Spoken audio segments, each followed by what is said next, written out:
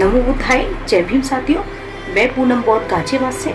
आज मैं आपसे बात करना चाहूँगी कि बाबा साहब डॉक्टर अम्बेडकर का जो सपना था भारत को बौद्ध में बनाना, तो वो सपना बाबा साहब का पूरा नहीं हो पाया। कि जब तक वो सपना पूरा नहीं होगा, क्योंकि जब तक भारत देश की जो 50% की जो आबादी महिलाओं की है, जब तक वो अपनी भागीदारी को नहीं निभाएगी।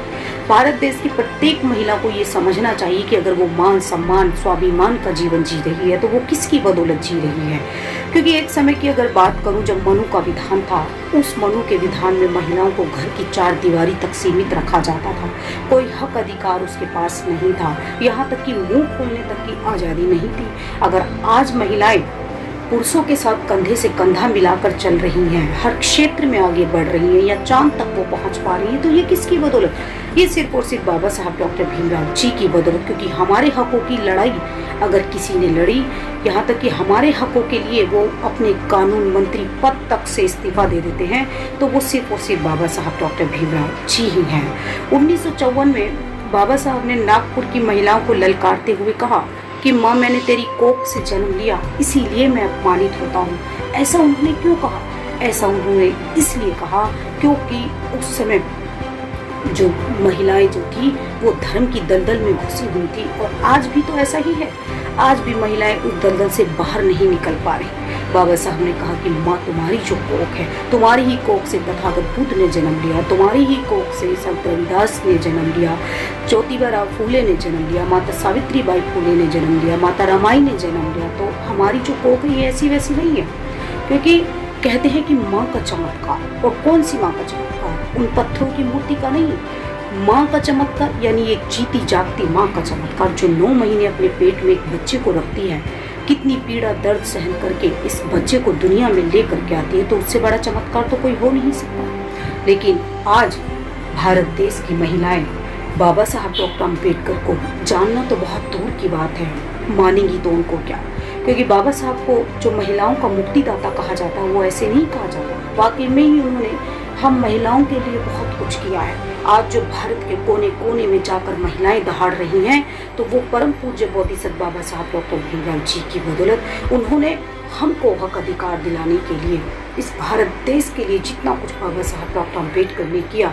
क्योंकि एक माँ ही होती है जो अपने बच्चों के लिए सब कुछ कुर्बान करने के लिए तैयार रहती है, यहाँ तक कि वो अपने आप को बेच भी सकती है।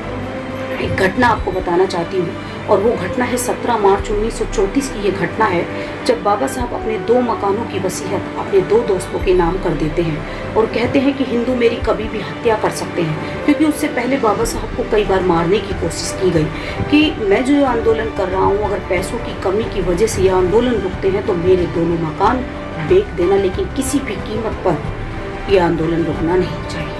तो बाबा साहब डॉक्टर अम्बेडकर तो हमारी सच्ची माँ साबित हो गई, और उन्होंने ये हमको प्रूव करके दिखा दिया। लेकिन हम उनकी सच्ची औलाद नहीं बन पाए। सच्ची औलाद बन गए होते तो आज भी दुर्गति नहीं हो रही होती। क्योंकि दुर्गति आज जो हो रही है उसके जिम्मेदार हम हैं। और हम कैसे हैं?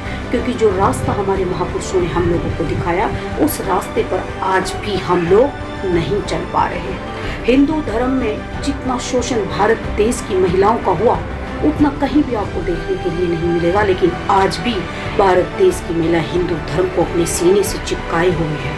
हिंदू धर्म ग्रंथों की बात कर लीजिए, जितने भी तमाम धर्म ग्रंथ हैं उनको उठाकर देख लीजिए, उसमें हम महिलाओं को जलील किया गया, हम महिलाओं को अपमानित किया गया। लेकिन फिर भी ऐसे धर्म को छोड़ने के लिए हम लोग तैयार नहीं हैं। उसको चिपकाए हुए हम लोग अपने आप से बैठे हुए हैं। कुछ भी कर लीजिए, कोई भी काम हमारा बिना हिंदू धर्म के पूरा नहीं होगा। तो बाबा साहब का सपना कहाँ से पूरा होगा?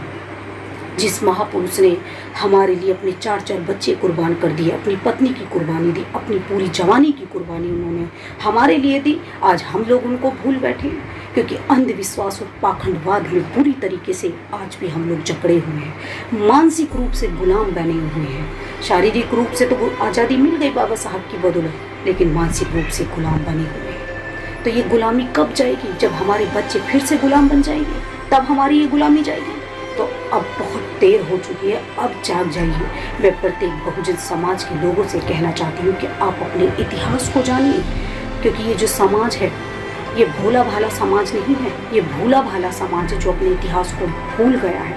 और भारत देश की महिलाओं से कहना चाहती हूँ, एटलीस्ट बहुजन महिलाओं से तो मैं कहना चाहूँगी कि आप अपने महापुरुषों को पढ़िए, संत रविदास जी को पढ़िए, ज्योतिबा फुले को पढ़िए, माता सावित्रीबाई फुले को पढ़िए, माता रमाई जी को पढ़िए कि उन्होंने हमारे जीवन में खुशहाली लाने के लिए अपने पूरा जीवन उन्होंने दफन कर दिया, तब कहीं जाकर आज हमारे जीवन में खुशहाली आई है।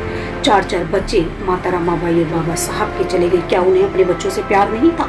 आखिर क्यों किया उन्होंने इतना सब कुछ? क्योंकि आज अगर देखते हैं तो ऐसा लगता है कि जितनी भी त्याग, बलिदान और कुर्बानियाँ बाबा साहब ने की वो सब व्यर्थ जा रही है, वो सब व्यर्थ जा रही है। तो अब वो समय नहीं है, आप जाग जाइए, और जागना तो हम लोगों को पड़ेगा ही, और अपने महापुरुषों को पढ़िए। आप मेरी बात पर भी विश्वास मत कीजिए, क्योंकि हमारे बीच में अभी तक जो भी आया, जो भी साधु संत नेता महात्मा, ये हमारे बीच में अभी तक आते रहे, लेकिन सच्चाई से रूबरू कराने के लिए अभी तक कोई हमारे बीच में नहीं आया। हमें इतिहास से रूबरू कराने के लिए अभी तक हमारे बीच में कोई भी नहीं आया। तो मैं कहना चाहती हूँ कि बाबा साहब डॉक्टर अम्बेडकर ने संविधान के माध्यम से, हिंदू कोड बिल के माध्यम से भारत की प्रत्येक महिला को संपूर्ण अधिकार दिए हैं। वो प्रत्येक महिला को शेरनी बना करके गए हैं, क्योंकि उन्होंने महिलाओं की दुर्गति को देख चुके थे। उन्होंने कहा कि मेरी बच्चियों, तुम्हें किसी पे डिपेंड रहने की ज़रूरत नहीं, तुम्हें किसी के सामने हाथ फैलाने की ज़रूरत नहीं है। मैं संविधान के माध्यम से, हिंदू कोड बिल के माध्यम से तुम्हें संपूर्ण अधिकार देकर जा रहा हूँ। आप उन अधिकारों को जानिए और अपने हक अधिकार के लिए लड़ाई लड़िए। तो क्योंकि कहते हैं देने वाले को जो होता है वो देवता कहते हैं। अगर मैं कहूँ कि बाबा साहब डॉक्टर अम्बेडकर ने हमें मान, सम्मान और स्वाभिमान दिया, तो उनसे बड़ा देवता हमारे लिए कोई नहीं हो सकता। और इस भारत देश में अगर महिलाओं को समझदार समझा, और समझा ही नहीं, वो संविधान में लिख कर भी गए कि महिलाएं 18 साल में समझदार होती हैं और पुरुष 21 साल में समझदार होते हैं। यदि हमें समझदार माना तो भी बाबा साहब डॉक्टर भीमराव अम्बेडकर जी ने ही माना। तो इसी के साथ देखिए, मैं कहना चाहती हूँ कि आप अपने महापुरुषों को पढ़िए और अंधविश्वास, पाखंडवाद से बाहर निकल जाइए और आग लगा दीजिए ऐसे कर्म कांडों में जो हमें चैन से जीने नहीं देते। इसी के साथ मैं अपनी वाणी को विराम देती हूँ। आप सभी को मेरा नमो बुद्धाय, जय भीम।